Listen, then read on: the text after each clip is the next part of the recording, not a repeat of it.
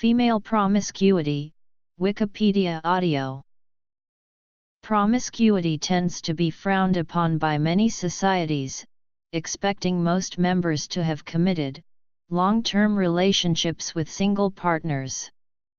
Female promiscuity is not unique to humans, and has been observed in other animals, including primates.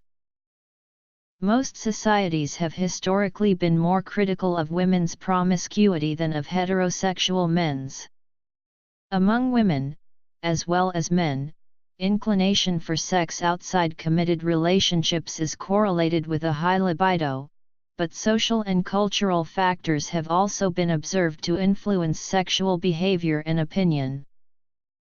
Studies have related socio-sexual orientation to sex drive, especially in women, where the higher the sex drive the less restricted the socio-sexual orientation, or interest in sex outside committed relationships. Nevertheless, pertaining to the nature and nurture debate, there is some data emphasizing cultural factors, more so for women than for men. One review assessed that socio-sexuality was affected almost equally by heredity and environment unshared with siblings. Shared environment had relatively little effect. Cause: men tend to have higher socio-sexuality scores and be more unrestricted than women across a variety of cultures. However, there is more variability in scores within each gender than between men and women, indicating that although the average man is less restricted than the average woman, individuals may vary in socio-sexual orientation regardless of gender.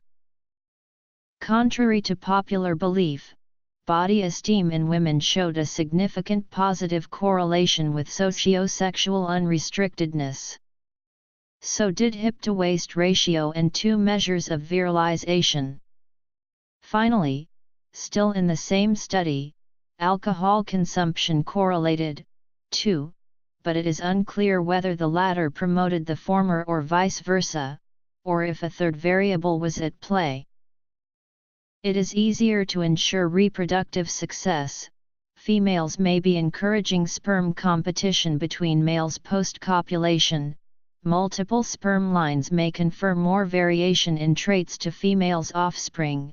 In groups of eusocial taxa, such as beehives, a single female or caste produces offspring while the other organisms cooperate in caring for the young. Bees from different sperm lines excel at different roles within a single hive, benefiting the health of the hive as a whole. In tortoise, for example, as a result of clutches with greator variation in paternal genes and increased sperm competition, females can maximize both the genetic quality and number of offspring. Those female guppies who mated with a greater number of males in a given cycle, were more likely to bear sons, which in turn had more capacity for reproductive output. Females may receive food offerings from prospective mates inciting copulation. A female may pursue extra-pair copulation more during fertile periods of her menstrual cycle to conceive from a male with high-quality genes while relying on resources and paternal investment from her social mate. Offspring paternity is unknown, and this can be beneficial in encouraging parental care and discouraging infanticide by males. Female extra-pair mating behavior may evolve via indirect selection on males. Bisexual women tend to be less restricted in their socio-sexual attitudes than both homo and heterosexual women. In socio-sexual behavior also, bisexual women reported being more unrestricted, followed by homo and then heterosexual women. Social power has been popularly associated with sexual infidelity among men. Experimental psychologists have linked power with sexual infidelity among women also. A Dutch study involving a large survey of 1,561 professionals concluded that the relationship between power and infidelity was the same for women as for men, and for the same reason. These findings suggest that the common assumption that women are less likely than men to engage in infidelity is, at least partially, a reflection of traditional gender-based differences in power that exist in society. Church-attending women score lower on promiscuity than other women, while men appear to lack this correlation. A 2010 study published in Journal of Marriage and Family found that there was a correlation between female premarital promiscuity and higher rates of divorce. The research, conducted by J. Teachman, found that women with 16 or more sexual partners prior to marriage had an 80% rate of subsequent divorce. Men and women leading polyandrous lifestyles have higher levels of testosterone. However, it is unclear whether higher levels of testosterone cause increased sex drive and in turn multiple partners, or whether sexual activity with multiple partners causes the increase in testosterone.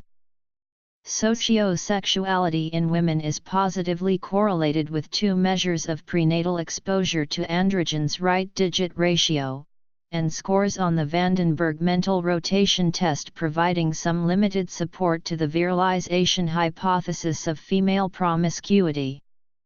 The aforementioned hypothesis is not at all mutually exclusive with other hypotheses.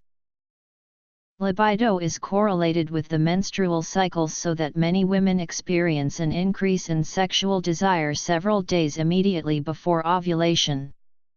Testosterone levels rise gradually from about the 24th day of a woman's menstrual cycle until ovulation on about the 14th day of the next cycle. During the high testosterone period before ovulation, a woman typically feels more attracted to masculine facial features and is more likely to pursue short-term mating. It is common for sex drive to diminish dramatically after menopause. A number of studies, including Alfred Kinsey S., have concluded that the average age group in which women are the most active sexually is their mid-30s, one study liberally estimating 27 to 45 as the limits of the age group. Women in this age group typically report having sexual fantasies greater in number and intensity, engaging in sexual activity more frequently, and being more interested in casual sex. Psychology. One study in sexual antagonism suggested a possible genetic link between female androphilic promiscuity and male androphilia. Samoan tribal women exhibited a correlation between reproductive output and the likeliness of having androphilic grandsons, though not nephews. Rate of molecular evolution of the seminal protein gene SEMG2 correlates with levels of female promiscuity. Pathological overactivity of the dopaminergic mesolimbic pathway in the brain, forming either psychiatrically, during mania, or pharmacologically, as a side effect of dopamine agonists, specifically D3-preferring agonists, is associated with various addictions and has been shown to result among some subjects of either sex in overindulgent, sometimes hypersexual, behavior. Polyandrous mating is positively correlated with testicle to body weight across bush cricket taxa. Human testicles, relative to body weight, are lighter than those of the chimpanzee genus but heavier than those of gorillas and orangutans. The bonobo chimpanzee species has heavier testicles than the common chimpanzee species. It is yet unclear whether the rule is as applicable within species as it is across species, that is, whether it is applicable across races, but according to a study by J. Philippe Rushton, Caucasoid averages are about twice as heavier as the Oriental standard. Bateman's principle implies that females are choosy because there is little evolutionary advantage for them to mate with multiple males. However, observation of many species, from rabbits to fruit flies, has shown that females have more offspring if they mate with a larger number of males. This seemingly contradicts Bateman's theory, specifically his conclusion that while males had more children the more partners they mated with, females did not. Exceptions to Bateman's principle abound, as do hypotheses explaining the evolution of female promiscuity. Females in fact have a lot to gain, depending on the species. Many species once thought monogamous, including such birds as swans, are now known to engage in extra-pair copulations. Thierry Lode found possible evolutionary explanations for polyandry relating to sexual conflict, including mate competition and inbreeding avoidance. The following list is incomplete. Biology. Evolution. Evolutionary psychologists have theorized that taboos against female promiscuity evolved on the basis of paternity anxiety. DNA tests being yet to be invented, it was impossible to accurately determine paternity, unlike maternity. A male risked spending paternal investment on offspring who carried genetic material of another male rather than of his own. Evolutionarily, this translated into sexual jealousy and complex preventive customs, menstrual taboos. Society and culture. Pre-modern, modern, non-Western, religious. Female promiscuity is a recurring theme in mythologies and religions. In the Middle East, sacred prostitution, usually in honor of goddess Astarte, had been prevalent before the 4th century when Emperor Constantine I attempted to replace pagan traditions with Christianity. In Greek mythology, nymphs are portrayed as dangerous nature spirits sexually uninhibited with humans, hence, the Victorian medical term nymphomania. Imperial Rome is popularly seen as being sexually profligate, and certain Roman empresses such as Theodora I, Messalina and Julia the Elder gained in their lifetime a reputation of extreme promiscuity. On the field of pleasure she was never defeated. Often she would go picnicking with 10 young men or more, in the flower of their strength and virility, and dallied with them all, the whole night through. And even thus found no allayment of her craving. And though she flung wide 3 gates to the ambassadors of Cupid, she lamented that nature had not similarly unlocked the straits of her bosom, that she might there have contrived a further welcome to his emissaries. The Bible features many female personages identified as being promiscuous, among them the whore of Babylon, Princess Jezebel, Prophetess Jezebel, Gomer, Rahab, Salome, and Potiphar's unnamed wife. Statistics. Yet she became more and more promiscuous as she recalled the days of her youth, when she was a prostitute in Egypt. There she lusted after her lovers, whose genitals were like those of donkeys and whose emission was like that of horses. Female genital mutilation is found in many African and a few Asian societies. The development of chastity belts, apparently in the 14th century, proved handy to men worried about the prospect of their wives committing adultery. Many cultures have historically laid much restriction on sexuality, most emphatically against immoderate expression of sexuality by women. In contrast, some recent ethical philosophies, both secular and religious, either tolerate it or outright celebrate it. We believe that it is fundamentally a radical political act to deprivatize sex. So much oppression in our culture is based on shame about sex, the oppression of women, of cultural minorities, oppression in the name of the family, oppression of sexual minorities. We are all oppressed. We have all been taught, one way or another, that our desires, our bodies, our sexualities, are shameful. What better way to defeat oppression than to get together in communities and celebrate the wonders of sex? Public opinion has fluctuated over the centuries, with such downturns as New England Puritanism and the Victorian era, when hypersexuality was often treated as an exclusively female disorder, diagnosed on the grounds of as little as masturbation alone. Up until the late 20th century, women could be incarcerated for promiscuous behavior in so-called Magdalene asylums, the last of which was closed in Ireland in 1996. From 1897 to 1958, Ontario used the Female Refuges Act to incarcerate women felt to be incorrigible. Following the Industrial Revolution, as Western countries underwent industrialization and urbanization, education and employment opportunities were increasing for women.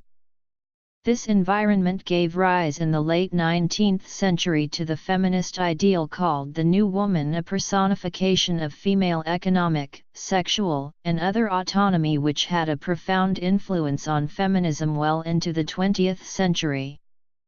It wasn't until the Married Women's Property Act 1882 that female British citizens were no longer legally compelled, upon marriage, to transfer all their property to their husbands. The women's movement was closely allied with the free love movement, whose advocates had a strong belief that a woman ought to be herself sovereign over her body. Terminology. Laws against adultery based upon the idea that woman is a chattel, so that to make love to a married woman is to deprive the husband of her services. It is the franchest and most crass statement of a slave situation. To us, every woman has an absolute right to travel in her own orbit. There is no reason why she should not be the ideal hausfrau, if that chanced to be her will. But society has no right to insist upon that standard. It was, for practical reasons, almost necessary to set up such taboos in small communities, savage tribes, where the wife was nothing but a general servant, where the safety of the people depended upon a high birth rate. But today woman is economically independent, becomes more so every year. The result is that she instantly asserts her right to have as many or as few men or babies as she wants or can get, and she defies the world to interfere with her. More power to her. The Roaring Twenties have been described as a time when gin was the national drink and sex the national obsession. Popular at that time was a female subculture called flappers, who flouted social and sexual norms and were considered a significant challenge to Victorian gender roles. But these sentiments were then overshadowed by the Great Depression. In popular culture, the 1950s in America is stereotyped to have been sexually repressed, though not as severely as the Victorian era. Female promiscuity in particular became substantially more accepted in Western culture after the sexual revolution of the 1960s, which resonated with the hippie movement. It also became more prevalent a theme in mass media, including cinema and music. There has been an increase in awareness of discrimination on grounds of promiscuity apparent or actual, which at least since year 2010 has been called slut shaming. On April 3, 2011, the Slut Walk movement protesting against explaining or excusing rape by referring to any aspect of a woman's appearance and later, by extension, calling for sexual freedom in general began in Toronto, Canada, and went on to spread throughout the world. In the Islamic world, the Ummah, female promiscuity is a major fear. A woman is obliged, in some countries legally, to wear a veil, such as a burqa or a niqab in its own right, a symbol of modesty and namus, i.e. female sexual restraint, so as to prevent the woman from having her body visible to any men other than her family or her sole husband. When a Muslim woman is found to have engaged in extramarital relations, she falls under the risk of being executed, either by a governmental institution or by natural persons. In the latter case, a common scenario, sometimes even among Muslims residing in Western countries, is family honor killing. The woman's relatives feel that she brought shame on their family, so they resort to homicide as a form of atonement. Otherwise, the woman may be given the penalty of capital punishment by a court, in accordance with the customs of Sharia Islamic law, which is based on the Islamic scriptures of the Quran and on Sunnah. For zina, adultery, the Quran prescribes flogging 100 times in public. The Sunnah adds stoning to death if it was extramarital. On April 20, 2010, Iranian Islamic cleric Hojjatul Islam Kazem Sadii provoked transnational ridicule by blaming promiscuous women for causing earthquakes.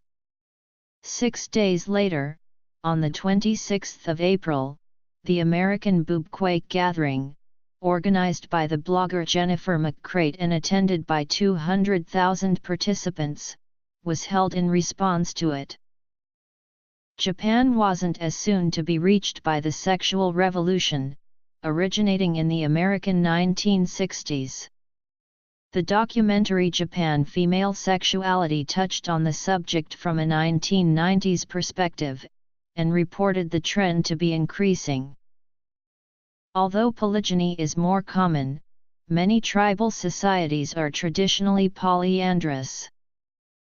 The use of demographical methods in sexological research was pioneered by the American zoologist Alfred Kinsey, who published 2 books, Sexual Behavior in the Human Male and Sexual Behavior in the Human Female, collectively known as the Kinsey Reports.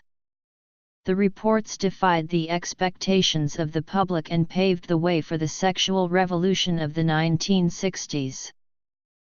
Accurately assessing people's sexual behavior is difficult, since there are strong social and personal motivations, depending on social sanctions and taboos, for either minimizing or exaggerating reported sexual activity. Women tend to undervalue the number of their sex partners, whereas men tend to overestimate the number of theirs. In a 1994 study in the United States, almost all married heterosexual women reported having sexual contact only with their husbands, and unmarried women almost always reported having no more than one sexual partner in the past 3 months. Lesbians who had a long-term partner reported having fewer outside partners than heterosexual women. More recent research, however, contradicts the assertion that heterosexual women are largely monogamous.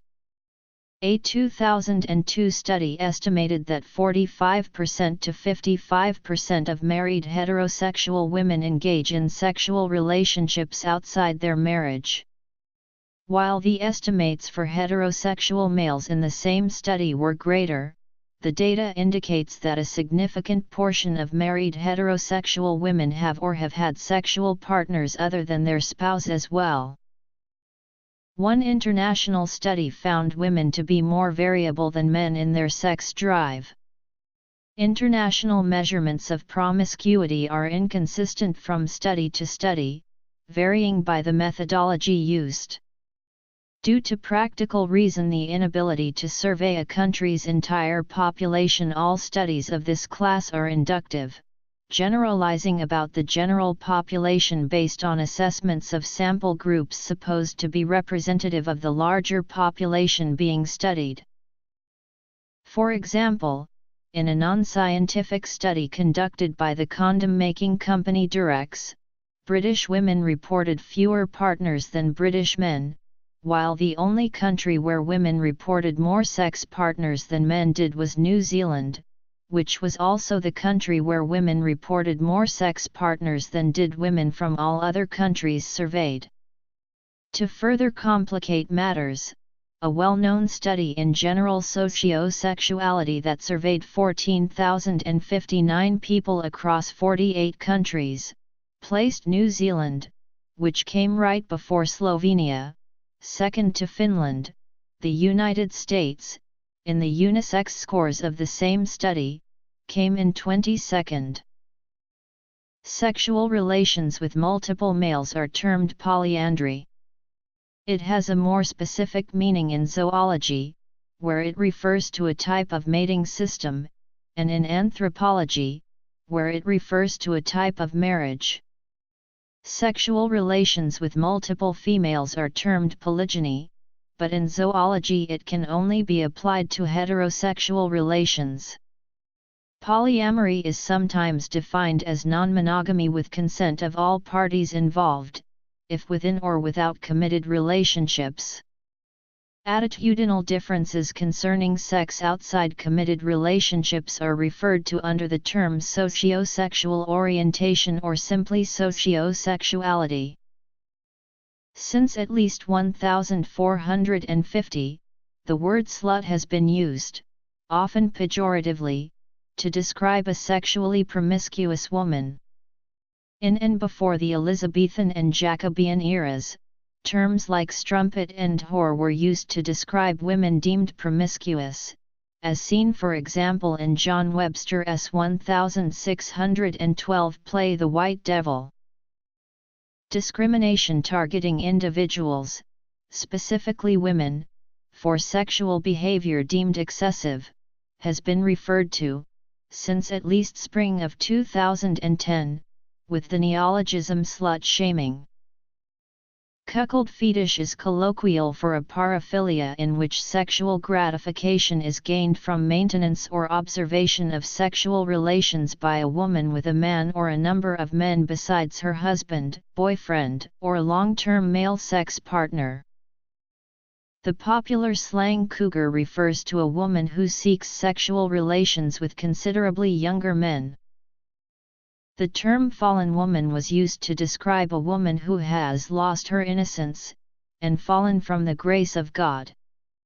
In Victorian Britain especially, the meaning came to be closely associated with the loss or surrender of a woman's chastity.